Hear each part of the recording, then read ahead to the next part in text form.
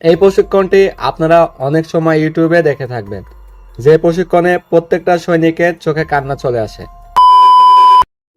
আপনারা তো বাংলাদেশ সেনাবাহিনী সম্পর্কে কম বেশি সকলেই জানেন যে তারা খুবই পাওয়ারফুল এবং খুবই প্রশিক্ষিত একটা বাহিনী, এবং ওনারা বাংলাদেশের পাশাপাশি বাংলাদেশের বাইরে গিয়েও মানে বিদেশে গিয়েও ওনারা খুবই দুর্গম দুর্গম অঞ্চলে মিশন পরিচালনা করেন।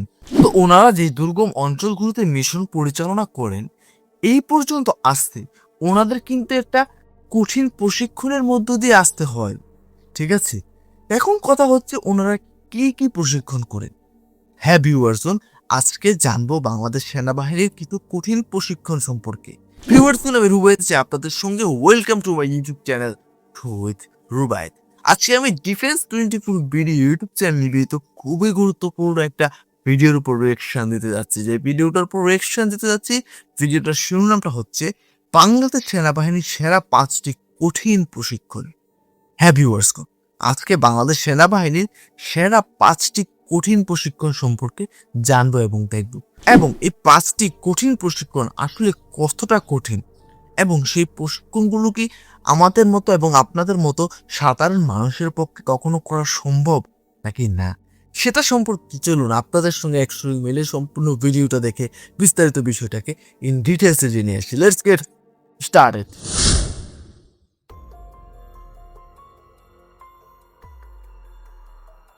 আসসালামু আলাইকুম দর্শকবৃন্দ, আজকের এপিসোডে আমি আপনাদের দেখাবো বাংলাদেশ সেনাবাহিনীর সেরা 5টি প্রশিক্ষণ, যে প্রশিক্ষণগুলো খুবই কষ্টসাধ্য এবং ভয়াবহ, যা একজন স্বাভাবিক মানুষ করতে পারবে না। আর এই প্রশিক্ষণ যারা গ্রহণ করে তাদেরও এমন মনে হয় যে জীবনে এর আগে এত কষ্ট কখনো পায়নি। তো এই এপিসোডে আপনারা যারা দেখছেন তাদেরকে অসংখ্য ধন্যবাদ, এবং আমার চ্যানেলে যারা নতুন তাদেরকে অনুরোধ থাকলো অবশ্যই চ্যানেলটি সাবস্ক্রাইব করার জন্য, এবং ডিফেন্সের সকল নিত্য নতুন আপডেট পেতে আমাদের চ্যানেলের সাথেই থাকুন। তো এই এপিসোডে আমি 5টি পর্বে ভাগ করেছি, অবশ্যই 5টি পর্ব আপনাদের অনেক ভালো লাগবে। 5 নম্বরে যে প্রশিক্ষণটি রয়েছে সেটা হলো সার্ভাইভাল। একটা মানুষ কয়দিন না খেয়ে থাকতে পারে? 1 দিন, 2 দিন, 3 দিন। কিন্তু বাংলাদেশ সেনাবাহিনীর এই সার্ভাইভাল প্রশিক্ষণের জন্য 3 দিন, 5 দিন অথবা 7 দিন না খেয়ে থাকতে হয়, এবং মাঝে মাঝে খাবার পাওয়া যায়, সেগুলো নিজেদেরকে জঙ্গল থেকে সংগ্রহ করতে হয়। তাদেরকে এমন একটি জঙ্গলে বা এমন একটি পাহাড়ের স্থানে রাখা হয় যেখানে কোনো ফল ফুল বা কোনো খাদ্য পাওয়া যায় না।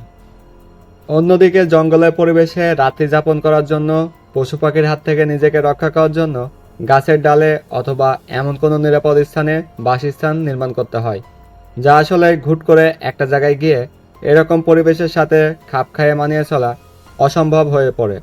এবং তাদের যে খাদ্য ব্যবস্থা থাকে সেগুলো সবই প্রায় জঙ্গলি খাবার, যা নিজেদেরকে রান্না করে খেতে হয়।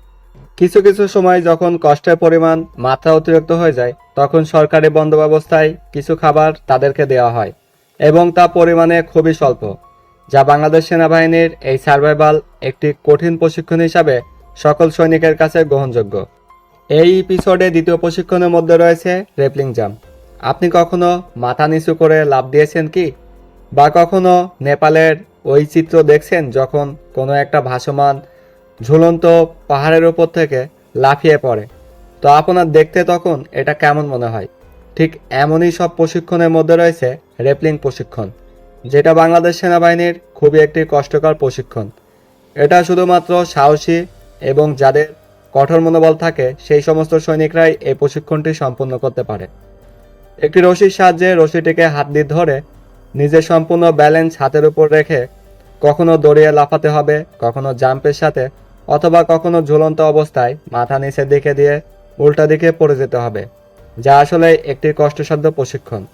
প্রত্যেকটা সৈনিক গাইস আসলে আহ, দেখে হয়তো মনে হচ্ছে যে কিভাবে সুন্দর করে বেঁধে দৌড়ে নেমে গেল। সত্যি বলতে ভিউয়ার্সন, আমার আসলে এই বিষয়গুলো দেখলেই শরীর শিউরে উঠছে। হ্যাঁ, আপনার কি অবস্থা অবশ্যই কমেন্ট করে জানাবেন। তাহলে চলুন বাকি অংশটা দেখে আসি। এই প্রশিক্ষণ করার সময় খুবই ভীত হয় এবং তাদের হার্টের কম্পন শুরু হতে থাকে। আপনারা হয়তো অনেক সময় ইউটিউব চ্যানেল, ফেসবুক পেজে এরকম প্রশিক্ষণ দেখতে পাবেন, যেখানে প্রশিক্ষণের শুরুতেই দেখানো হয় সৈনিকগুলো অনেক ভয় পায়। তারা চায় না সম্ভবত ওই হাতের সাহায্যে রশি থেকে লাফ দেওয়ার জন্য, কারণ যদি কোনো ক্রমে হাত ফসকে যায় বা রশি ছুটে যায় তাহলে মৃত্যু অনিবার্য হবে। তাই বাংলাদেশ সেনাবাহিনীর এই প্রশিক্ষণটি খুবই কষ্টসাধ্য। তবুও বাংলাদেশ সেনাবাহিনী কোনো কষ্টকে ভয় পায় না। তারা কঠোর মনোবল এবং দৃঢ় সাহসে সকল প্রশিক্ষণ যোগ্যতার সাথে সম্পন্ন করতে পারে, যা অবশ্যই বাংলাদেশ সেনাবাহিনী বিশ্বর বুকে অনেক সুনাম অর্জন করেছে তাদের এই যোগ্যতা এবং দক্ষতার বিচারে। এরকম একটা রশি থাকবে যে রশি ধরে নিজের হাতের উপর সাপোর্ট দিয়ে লাফিয়ে লাফিয়ে পড়তে হবে, কখনো 2 তলা, কখনো 5 তলা, আবার কখনো বিল্ডিং এর জানালার ভিতরে ঢোকার জন্য এই প্রশিক্ষণ করা হয়। এই প্রশিক্ষণটি সন্ত্রাস ও জঙ্গি দমনের জন্য ব্যবহার করা হয়, যা বাংলাদেশের কমান্ডো ফোর্স একাধিকবার করে থাকে। এই এপিসোডে 3 নম্বর কঠিন প্রশিক্ষণের মধ্যে রয়েছে এয়ার জাম্প, যা বাংলাদেশ সেনাবাহিনীর প্যারা কমান্ডো সদস্যরা করে থাকে। কখনো 2000 মিটার উচ্চতা, কখনো 4000 মিটার উচ্চতা বা কখনো 1000 মিটার উচ্চতা। উচ্চতা বাংলাদেশ সেনাবাহিনীর প্যারা কমান্ডোদের কাছে কিছুই না। তাদেরকে যত মিটার উচ্চতার থেকে জাম্প দিতে বলা হবে তারা তত মিটার উচ্চতার থেকে জাম্প দিতে বাধ্য থাকিবে, এবং এটা শুধুমাত্র কঠোর প্রশিক্ষণের মাধ্যমেই অর্জন করা সম্ভব হয়েছে। এই প্রশিক্ষণটি খুবই রিস্কি। যদি কখনো জাম্প দেওয়ার পর প্যারাশুট না অন হয় বা খুলে যায় তাহলে মৃত্যু অনিবার্য। আবার কখনো দেখা যায় একাধিক সৈন্য একসাথে জাম্প দেওয়ার ফলে একত্রে লেগে যায় বা প্যারাশুট পেঁচিয়ে যেতে পারে। এক্ষেত্রে তাদের দুজনের প্যারাশুট দুর্ঘটনা হতে পারে এবং তাদের মৃত্যু অনিবার্য হতে পারে। এত সব কষ্টের পরেও বাংলাদেশ সেনাবাহিনী সাহসিকতা এবং দক্ষতার পরিচয় দিয়ে বাংলাদেশ সেনাবাহিনী এই প্যারাশুট জাম্প করে থাকে, যা বাংলাদেশ সেনাবাহিনীর কমান্ডো ফোর্স সাহসিকতা এবং যোগ্যতার পরিচয় দিয়েছে। এবং প্রত্যেকটা কমান্ডো সদস্যকে, প্রত্যেকটা প্যারা কমান্ডো সদস্যকে এই জাম্প দেওয়ার জন্য প্রস্তুত থাকতে হয়। এই এপিসোডে 2 নম্বর কঠিন প্রশিক্ষণের মধ্যে রয়েছে ওয়াটার ট্রেনিং।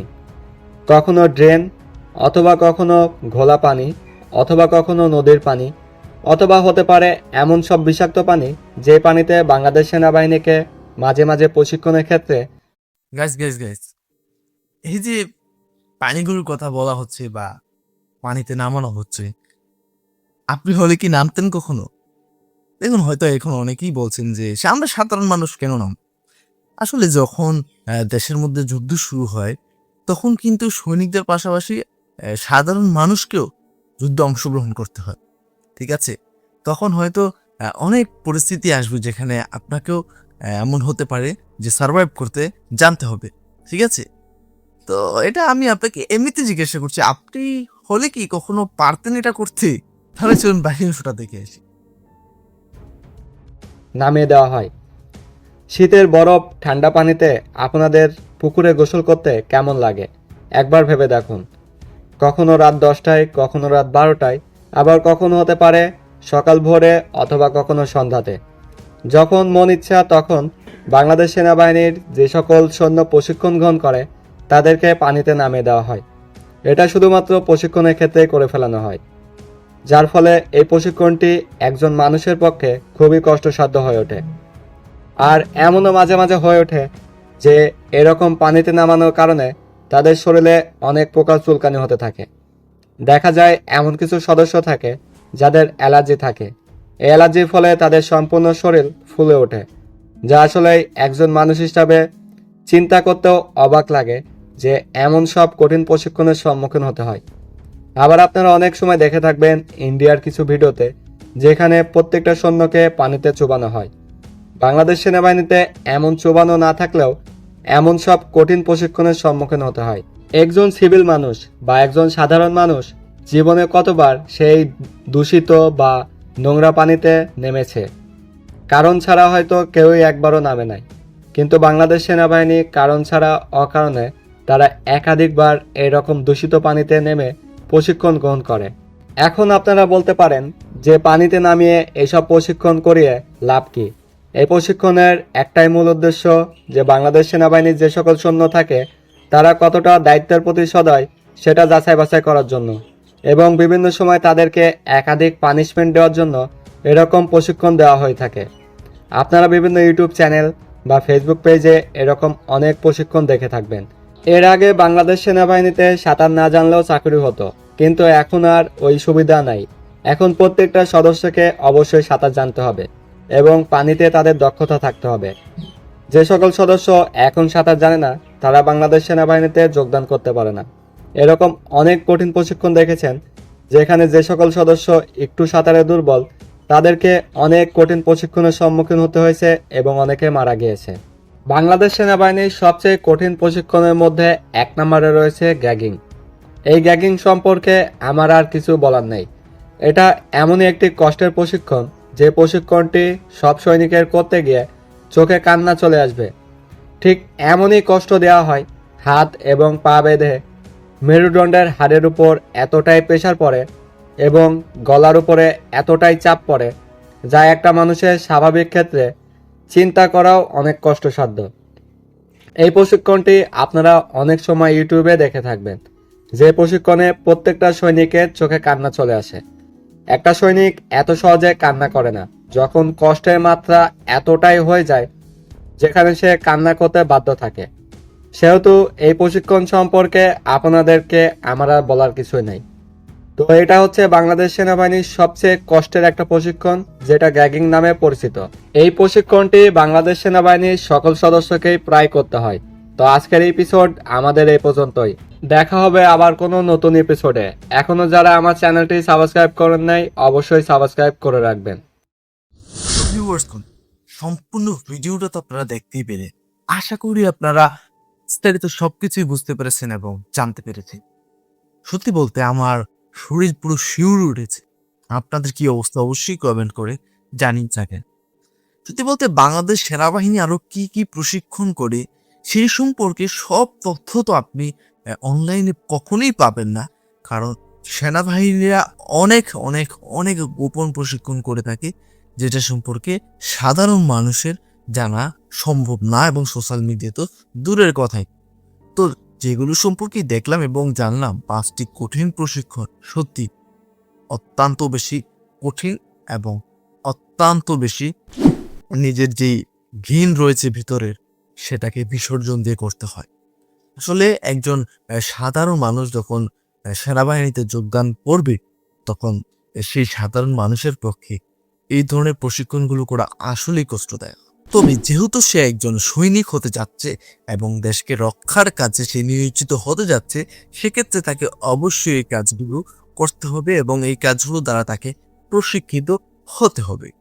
তো ভিউয়ার্সগণ, আপনারা তো 5টা সেনাবাহিনীর কঠিন প্রশিক্ষণ সম্পর্কে জানতে পারলেন বাংলাদেশ সেনাবাহিনী।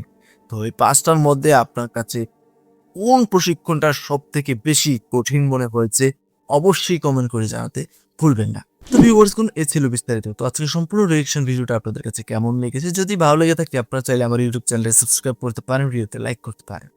তাহলে বিদায় নিচ্ছি, এখানে দেখা হয় পরবর্তী কোনো একটা ভিডিওতে। ততক্ষণ পর্যন্ত সকালে ভালো থাকবেন, সুস্থ থাকবেন। টাটা, বাই বাই, আল্লাহ হাফেজ।